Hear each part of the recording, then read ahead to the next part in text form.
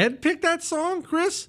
Gosh, Ed's awesome. Joining me now, my friend Ed Martin, U.S. pardon attorney. Also, he's all over this weaponization of government. All right, Ed, first, what are alternate electors? People don't even understand how this works. Yeah. Hey, Jesse, good to be with you. Thank you. Happy Veterans Day to you. I know the real day is the birthday of Marine Corps, so yesterday, but happy birthday. And thank you for nearly standing in the way of harm. But anyway, look, this is important, right? I got to tell you, in 1960, no less, an icon of truth and justice in America, John F. Kennedy, had a problem in Hawaii. In Hawaii, he was losing to Nixon. And so he said, get me some alternate electors. And 3 men, actually 2 men and 1 woman, signed up to be alternate electors. They signed paperwork, and it said, well, we have a constitution, we have electoral college. If there turns out to be a need, we got these alternate electors. We'll take the place and represent Kennedy. And amazingly, Jesse, actually, there was a recount. It turns out they did flip it, and they became the electors for Hawaii. That's how long ago the tradition, the use of what is called the Constitution and the rule of law has gone on. And so in 2020, there were people who were asked, hey, we have had the weirdest election in the history of America. There's a whole bunch of stuff that's off base. Can we get some people lined up in case we need alternate electors, just like JFK, the sainted JFK did? Let's do that, okay? And people signed up. And then the Biden administration got in office, and they hunted down the people who were alternate electors. They hunted them in every corner from here to Arizona, from there to Michigan, and they just tried to make their lives miserable, and they did a pretty good job of it. And some of the names on this pardon, we're going to get to in a minute, are famous. Rudy Giuliani, Sidney Powell. But most of them are regular folks, Jesse. Like they were part of the process of saying, well, the president might need help, sign up. And so the alternate electors are meant to be there in case the questions that are being asked turn out to be real. Then you have someone that can step in and be an electoral college, be a representative of the electoral college, a delegate.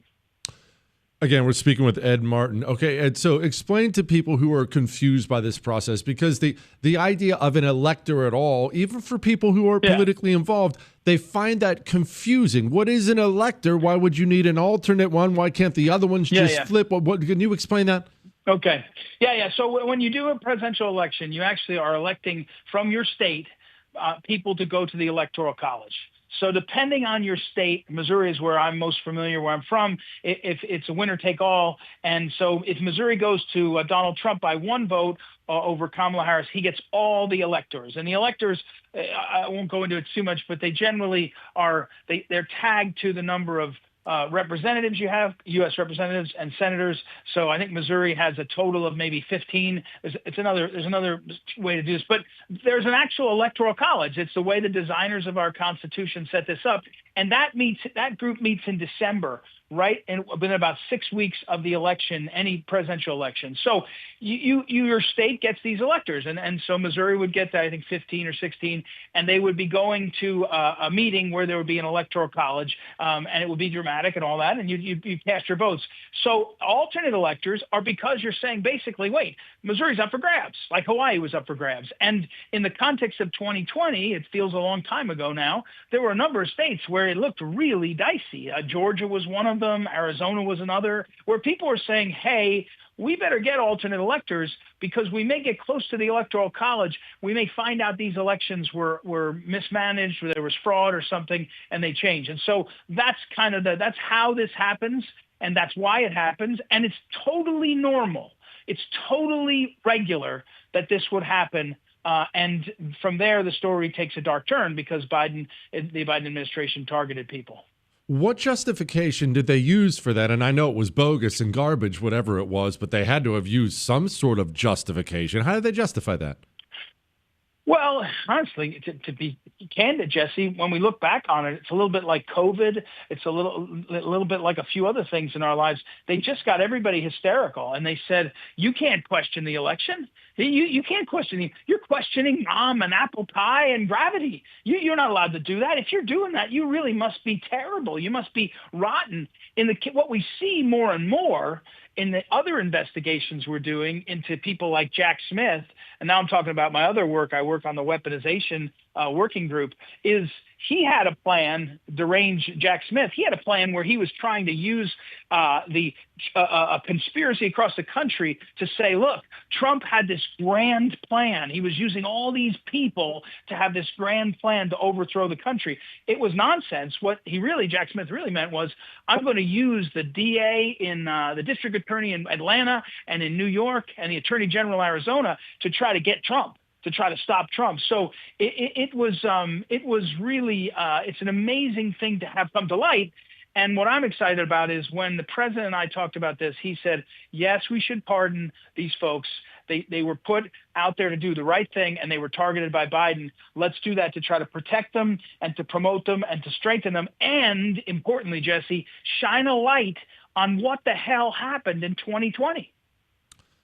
What do we know about what happened in 2020, Ed? Because that election is filthy. Well, with another hat that I wear, there's a guy named Kurt Olson who's he's in the White House as election integrity guy, and I'm in DOJ working election integrity, and we're knee deep in that in the 2020 election. What we know is in 7 or 8 states, there was major, discrepancies, it just didn't work the way it was supposed to. Then you look closer and you see the mail-in ballots were problematic. The machines were problematic. There's all these things that we know. And again, the way these alternate electors were targeted was not just, we disagree, we think there's a law, a law that should stop you. It was, we're going to silence you and crush you. We're not going to let you speak about it. And again, it reminds me of COVID, where, if you say, wait a second, that doesn't seem like that makes sense, people would try to shame you and they shout you down and they'd rush in. So that's what 2020 was, what we can see now. And look, we're not going to stop. I tell people there's no statute of limitations on the truth.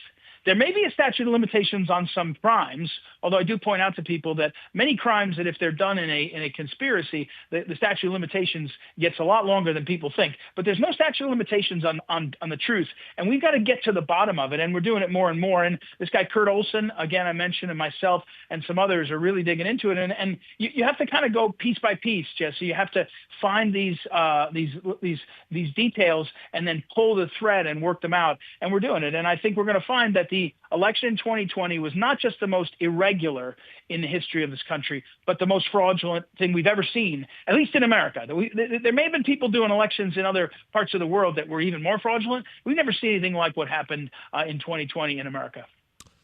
Let's just, before I wrap up with you here, I want to ask you, with your other hat, this weaponization, do we believe we're actually going to get accountability? I don't expect you to be a miracle worker, Ed, and send everyone to prison the way I want them to go, but is there going to be some level of accountability for people who use their government job the way they did? Yeah, Jesse, I'll just say it like this. I get up, you can hear it, I hope, in my voice. I get up every day. I'm like running towards this fight. And my answer is yes. And my answer is yes, it's going to be accountability in the courts with prosecutions. It's going to be accountability in the public arena with what I call name and shame, where these people are known for all time. Not just for now, but for all time. There will be a record of who these people are. But yes, I see it all around me. There's lots of coverage.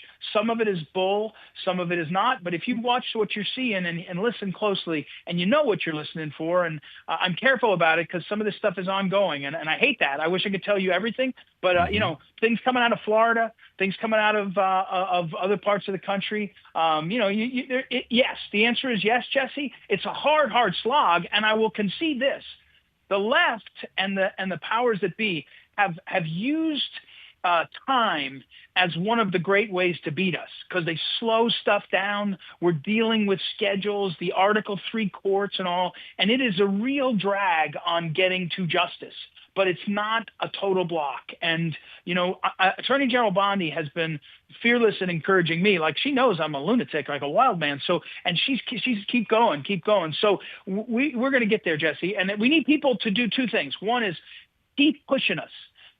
complain. I know you're good at this, Jesse. Complain about the speed and keep after us. And two, then help us continue to magnify and shine a light on what's going on. Because these alternate electors that got pardoned, Jesse, they lived their life. They had to mortgage their house to pay for lawyers. They had to do all these things. Their life was made miserable. And sometimes the cost of the beatdown is what is more problematic than the actual beatdown, and some of these people never got convicted, and their lives have been destroyed. And to be very frank, we need to raise the cost of these evil people doing what they're doing, raise the cost for them in this. And one of the ways you do that is people paying attention to what we're doing, encouraging us, and keep pushing us. So don't lay off, keep beating on us, but understand what's going on. Ed, appreciate you very much, sir. Come back soon.